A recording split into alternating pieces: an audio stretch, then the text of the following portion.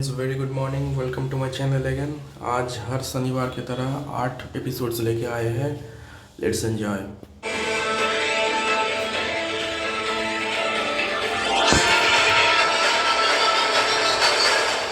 आदित्य और मृणाली दोनों ही खाने का इंतजार करते हुए वहां बैठे थे और बस अपनी सोच में घूमे हुए थे। जहां मृणाली बस अंजलि के आने और उससे बात करने के बारे में सोच रही थी, वहीं आदित्य इस बारे में सोच रहा था कि कहीं उसने कोई गलती तो नहीं कर दी। लेकिन उसने सोचा कि अगर उसने कुछ कर भी दिया होगा तो शायद वो उसे पता नहीं चलेगा। जब तक वो अंजलि से नहीं मिलेगा तब तक शायद उसे चीजें समझ में नहीं आएंगी। और क्या पता, शायद वो इस बारे में गलत भी हो सकता है, क्योंकि उसे नहीं लग रहा था कि आज उसके साथ कुछ गलत होगा। लेकिन फिर भी उसके दिल की धड़कन तेज थी और वो दोनों वैसे ही बैठे रहे। दोनों कुछ भी नहीं कह रहे थे और ना ही एक दूसरे की तरफ देख रहे थे, क्योंकि आदित्य नहीं चाहता था कि वो मृणाली की नजरों में खो जाए। और मृणाली जब जब आदित्य की तरफ देख रही थी तो उसे चिंता दिख रही थी। आदित्य उस चिंता के बारे में बताना नहीं चाहता था और वो भी उसके बारे में पूछना नहीं चाहती थी। दोनों थोड़ी देर ऐसे ही बैठे रहे, तभी वो वेटर उनकी डिशेस ले आया जो मृणाली ने ऑर्डर की थी और उसे सर्व करके उन दोनों के सामने रख दिया। आदित्य ने जब उसे देखा तो उसे बहुत हैरानी हुई, क्योंकि उसने ऐसी डिश कभी नहीं देखी थी और उसे समझ नहीं आ रहा था कि वो किस सब्जी से बनी हुई है। लेकिन उसे वो बहुत टेस्टी दिख रही थी। और तब मृणाली ने अपना फोक उठाया और आदित्य ने भी ऐसा ही किया। उसके बाद उन दोनों ने पहला टेस्ट लिया। आदित्य के मुंह के अंदर जाते ही वो डिश उसे दुनिया की सबसे टेस्टी डिश लगी, जिसका कंपोजिशन बिल्कुल सही था। न उसमें ज्यादा मसाले थे और ना ही वो ज्यादा मीठी थी और ना ही ज्यादा अजीब। उसे बिल्कुल ऐसा लग रहा था जैसे उसने अभी अभी अमृत पिया है और बस वो उससे ही तृप्त हो गया था। उसके चेहरे पर एक स्माइल अपने आप आ गई थी और मृणाली बस उसे ही देख रही थी। तब उसने उससे पूछा, कैसी लगी? मृणाली का सवाल सुनकर जब आदित्य ने उसकी तरफ देखा तो उसके चेहरे पर एक अलग ही क्यूरियोसिटी दिख रही थी। वो उस तरीके की थी जैसी लोगों को होती है जब वो किसी को कुछ रिकमेंड करते थे और फिर इस चीज का इंतजार करते थे कि वो उन्हें कैसी लगी। मगर आदित्य को वो डिश बहुत अच्छी लगी थी, जिसकी वजह से उसके चेहरे पर स्माइल थी और कहीं ना कहीं ये बात मृणाली की समझ में आ गई थी। तब आदित्य ने उससे कहा, बहुत टेस्टी, मतलब बहुत ही ज्यादा टेस्टी। मैंने ऐसी डिश आज तक नहीं चखी है, ये बिल्कुल कुछ अलग ही है। जब मृणाली ने आदित्य की बात सुनी तो उसके चेहरे पर से क्यूरियोसिटी गायब हो गई और वो स्माइल करते हुए ही उसे देख रही थी। तब उसने आगे कहा, इसे मैंने इंस्टाग्राम पर देखा था और वहां पर तो मुझे बहुत ही टेस्टी लग रही थी, लेकिन मैं बहुत डर रही थी, पर अच्छा है कि तुम्हें यह बहुत पसंद आई। मृणाली इतना कहकर फिर से डिश को खाने लगी और आदित्य ने भी वैसे ही कंटिन्यू किया। कुछ सेकंड बाद वो वैसे ही खा रहे थे कि तभी आदित्य ने अचानक देखा कि स्टेयर्स के रास्ते से 2 बॉडीगार्ड काले कपड़ों में एंटर हुए हैं और वहां पर खड़े रहकर पूरी जगह को स्कैन कर रहे हैं। वो बॉडीगार्ड बिल्कुल वैसे ही लग रहे थे जो आदित्य बख्शी विला में देख चुका था। उसके दिल की धड़कन तेज हो गई और उसे लगा कि क्या उसे अब लड़ना पड़ेगा। उसका हाथ हवा में ही रुक गया और वो बस उनकी तरफ ही घूरने लगा। उसे लगा कि शायद अब वो मोमेंट आ ही गया है जिससे वो बचने की कोशिश कर रहा था और उसे अपने आप को तैयार करना पड़ेगा। लेकिन उसे यह भी पता था कि उसकी एनर्जी कम है और शायद वो ज्यादा देर तक टिक नहीं पाएगा। उसे फिर से वही बेचैनी होने लगी और डर लगने लगा कि शायद वो मृणाली को खो देगा। उनमें से एक बॉडीगार्ड अब उसकी तरफ ही देख रहा था। जब मृणाली ने उनकी तरफ देखा तो हल्का सा डर उसे भी लगा और कुछ समझ नहीं आया। लेकिन फिर उसने अपना हाथ स्ट्रेच करके आदित्य का हाथ पकड़ लिया और जब आदित्य ने उसकी तरफ देखा तो उसकी आंखें जैसे कह रही थी कि उसे अभी कुछ नहीं करना चाहिए और जब तक वो कोई एक्शन ना ले तब तक उसे बैठे रहना चाहिए। इसलिए वो दोनों बस उन बॉडीगार्ड को देखते रहे जो वहां खड़े रहकर जब पूरी जगह को अच्छे से 3-4 बार स्कैन कर चुके थे। तब उन दोनों में से एक ने अपने वॉकी टॉकी पर कुछ कहा जो किसी को सुनाई नहीं दिया।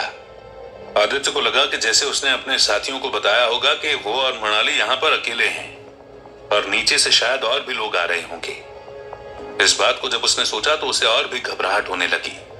लेकिन उसे पता था कि आज उसकी जान भी चली जाए तो भी उसे मृणाली को सेफ रखना है और अपनी पूरी ताकत से लड़ना है।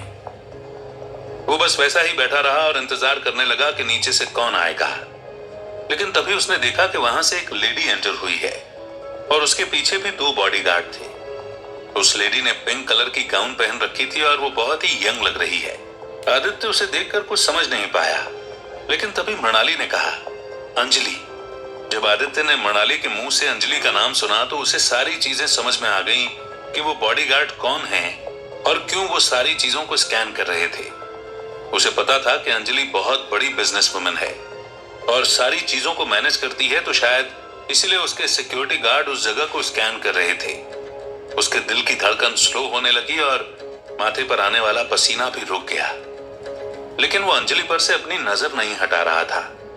तब मृणाली ने आदित्य का हाथ छोड़ा और वो खड़ी होकर अंजलि की तरफ देखने लगी, जो स्माइल करते हुए उन दोनों की तरफ आ रही थी। आदित्य ने भी सोचा कि उसे भी खड़ा होना चाहिए और फिर वो भी खड़ा हो गया। उसके बाद अंजलि चलते हुए आकर उन दोनों के साथ खड़ी हुई और फिर उसने पहले मृणाली को देखा और फिर आदित्य को। आदित्य को उसकी नजरों में भी वही जजमेंट वाला इमोशन दिख रहा था, जैसे नीचे रिसेप्शनिस्ट ने उसके साथ किया था, लेकिन तब वो उसे कुछ नहीं कह रहा था और बस स्माइल ही किए जा रहा था। उसके बाद अंजलि ने अपनी नजर एक बार फिर से मृणाली की तरफ की और कहा, आई एम सो सॉरी, मैं आने में थोड़ी लेट हो गई। एक्चुअली मुझे कुछ बिजनेस कॉल अटेंड करनी थी, इसलिए मैंने तुम्हारी टेबल यहाँ पर अलग करवा दी थी। आई होप कि तुम्हें कुछ इनकन्वीनियंस नहीं हुआ होगा। हाँ अंजलि, कोई इश्यू नहीं है, मृणाली ने स्माइल के साथ कहा। लेकिन आदित्य को समझ आ गया था कि न तो अंजलि की टोन इतनी अच्छी है कि वो इस चीज को शो कर रही हो कि मृणाली से मिलकर वो खुश हुई है, और ना ही मृणाली इतने कंफर्टेबल तरीके से उससे बात कर पा रही है। उसके बाद वो तीनों ऐसे ही खड़े हुए थे। अंजलि ने अपने सिक्योरिटी गार्ड से एक्स्ट्रा टेबल और चेयर लगवाने का ऑर्डर दिया। उसके बाद सिक्योरिटी गार्ड वहां से चला गया और अपने साथ 2 वेटर लेकर आया, जिन्होंने उन तीनों को ही एक डिनर टेबल पर शिफ्ट कर दिया, जो 3 लोगों के लिए सुटेबल थी, और उनका सारा खाना भी वहां ट्रांसफर कर दिया। उसके बाद वो तीनों वहां पर बैठ गए और अंजलि ने मेन्यू पढ़ना शुरू कर दिया। आदित्य बस अंजलि के एक्सप्रेशन पर ध्यान दे रहा था, जहां पर वो हर डिश को और उसकी प्राइस को पढ़कर बहुत हैरान हो रहा था, वहीं पर अंजलि बहुत नॉर्मल तरीके से सारी चीजों को देख रही थी। फिर उसने अपने लिए सबसे महंगी डिश को ऑर्डर किया। जब आदित्य और मृणाली ने इस चीज को सुना तो दोनों बहुत हैरान हुए थे, लेकिन उन दोनों को ही यह चीज बहुत अच्छे से पता थी कि अंजलि बहुत अमीर है और वो ऐसी चीज तो बहुत आसानी से अफोर्ड कर सकती है, इसलिए वो दोनों चुप बैठे रहे। तब अंजलि ने मेन्यू कार्ड रखकर उन दोनों की तरफ देखा और फिर मृणाली से कहा, हमें मिले बहुत टाइम हो गया मृणाली, पर आज भी तुम वैसी ही दिखती हो। It's nice to see you after a long time. जब अंजलि ने उस बात को कहा तो उसके चेहरे पर स्माइल थी, लेकिन आदित्य फिगर आउट नहीं कर पा रहा था कि वो गुस्से से भरी स्माइल थी या फिर अंजलि सच में इस चीज को देखकर खुश थी। वो उसके एक्सप्रेशन फिगर आउट नहीं कर पा रहा था, क्योंकि उसका ध्यान ज्यादातर अंजलि की तरफ था ही नहीं। वो अभी भी बॉडीगार्ड को देखकर थोड़ा घबरा और डर रहा था, लेकिन फिर भी वो उन पर ज्यादा ध्यान देने की कोशिश नहीं कर रहा था, क्योंकि उसे पता था कि अगर वो ज्यादा डिस्ट्रैक्टेड रहेगा और रिएक्ट करने की कोशिश करेगा तो चीजें बिगड़ जाएंगी, और वो बस चीज बिगाड़ना नहीं चाहता था। तब मृणाली ने अंजलि से कहा, हाँ तुम भी ज्यादा नहीं बदली हो अंजलि, मुझे भी तुम्हारा चेहरा ऐसा ही याद है, बिल्कुल खिलखिलाता हुआ और खूबसूरती से भरा हुआ। तुम्हारी आंखें अभी भी वैसी ही है ना, नीली कलर की, मुझे बहुत खूबसूरत लगती थी। मैं बचपन में बहुत बार बोलती थी कि मुझे भी ऐसी आंखें चाहिए, लेकिन ऐसा कभी पॉसिबल नहीं हो पाया। मृणाली इतना कहकर नर्वस तरीके से हंसने लगी, और तब आदित्य ने पहली बार अंजलि की आंखों पर ध्यान दिया, जो नीली कलर की थी। वो बिल्कुल ऐसे चमक रही थी जैसे किसी सफेद आसमान में कोई नीला बादल हो। तब वो बस वैसे ही बैठा रहा और उसने सोचा कि रोजबड की बात करने से पहले उसे अंजलि और मृणाली को बात करने देना चाहिए, ताकि उन दोनों के बीच में जो भी ग्रज हैं वो जल्दी से खत्म हो जाएं। फिर जब उसे लगेगा कि सारी चीजें नॉर्मल हो गई हैं तो वो अपनी बात कह सकेगा। इसलिए वो चुप बैठा रहा, और तब अंजलि ने थोड़ा हंसकर कहा, ऐसा नहीं है मृणाली, बदल तो मैं बहुत गई हूं, लेकिन क्या है ना कि मैं अपने चेहरे पर नहीं दिखाती। लोगों को अच्छे से ट्रीट करने से सारी चीजें सही हो जाती हैं। अब मैं इतनी बड़ी बिजनेस वूमन बन गई हूं तो मुझे आए दिन लोगों से मिलना पड़ता है और उनसे ढंग की बात करनी पड़ती है। मैं हमेशा तो गुस्सा नहीं रह सकती हूं ना, और ना ही चीजों को बदल सकती हूं। बस इसलिए ये स्माइल मेरे चेहरे पर चिपक गई है। और रही बात तुम्हारी, तो मैं उसके बारे में क्या ही कहूंगी। तुम जो चाहती थी तुमने मुझसे ले लिया, और शायद तुम उस चीज को लेकर खुश भी थी, पर अब जब मैं तुम्हें तुम्हारे पति के साथ देख रही हूं तो मुझे बहुत अजीब लग रहा है, लेकिन फिर भी ये पॉइंट कंसिडरेबल है। मैंने तो शायद कल इस न्यूज के बारे में भी सुना कि अनुराग मर गया है। क्या ये बात सही है? अगर ऐसा हुआ तो ये अच्छी बात है, क्योंकि वो बहुत ही कमीना आदमी था। जब आदित्य ने अंजलि के मुंह से अनुराग के बारे में ऐसा सुना तो वो बहुत हैरान हुआ और उसे लगा कि शायद अंजलि वैसी नहीं है जैसी वो सोच रहा है।